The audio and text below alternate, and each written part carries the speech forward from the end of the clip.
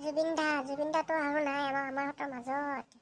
এতিয়া 19 ছেপ্টেম্বৰত ঢুকাল। এতিয়া আমাৰ ৰাইজৰ আছে এইটো এটা অনুৰোধ হয়, বছৰটো ঘূৰি আহিলে 19 ছেপ্টেম্বৰত চৰকাৰী হিচাপত পুৰা অসমটো বন্ধ থাকিব লাগিব, নহ'লে আমি আন্দোলন কৰিম। তই ঠিকেই কৈছা, সেইটোও হ'ব লাগিছিলে। এতিয়া এটা বাইক লৈকে, এটা চাইকেল লৈকে, এটা দোকান ঘাট একো চলিব নোৱাৰিব বছৰটো ঘূৰি আহিলে 19 ছেপ্টেম্বৰত চৰকাৰী হিচাপত মানিব লাগে, পুৰা বন্ধ থাকিব লাগে, নহ'লে আন্দোলন কৰিম আমি পুৰা মানুহ। কিমান ডাঙৰ মানুহ আছিলে কেলা, কিমান মানুহ হৈছে, হাজাৰ হাজাৰ কোটি মানুহৰ ওপৰত হৈ গৈছে, চাইছো নহয়। জুবিনদাক চাবলৈ কোটি মানুহ অসমত।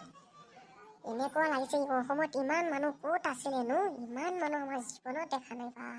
সেই আমাৰহঁতৰ কপালটো বেয়া দেই, জুবিনদা আমাৰহঁতৰ মাজত নাই, কেতিয়াবা চাব নোৱাৰিম নহয়। এতিয়া আমালোকে বাহিৰত আছোহে, আমালোকেতো যাব নোৱাৰোঁ। অসমত এনেকুৱা ঘটনা হ'ল কেলা। মনটো অনেক বেয়া আজি আমি অসমত থাকিলে আমি কিবা এটা কৰিব পাৰিলোঁ হয়। এতিয়া আমিতো অসমত নাই নহয়, আমাৰ দিলটো অনেক কান্দিছে, মনটো অনেক বেয়া।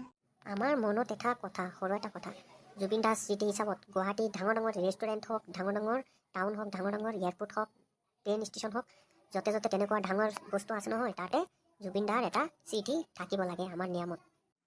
তই ঠিকেই কৈছা। তেতিয়াহ'লে ধৰি লোৱা এয়াৰপৰ্টত জুবিন দাক মানে মূৰ্তি এটা বনাই থ'লে, বাহিৰৰ পৰা মানুহ আহিলে এয়াৰপৰ্টত, গুৱাহাটীত বহুত দূৰৰ পৰা মানুহ আহিলে এয়াৰপৰ্টত, বহুত দূৰৰ মানুহ চাব পাৰিলে হয়। আমাৰ অসমতো তেনেকুৱা ডাঙৰ মানুহ এটা আছিলে, বাহ, এনেকুৱা আমাৰ অসমত গৌৰৱটো বহুত হ'ব। ভগৱানৰ কাছে প্ৰাৰ্থনা কৰোঁ জুবিন দা ভালেই থাকে।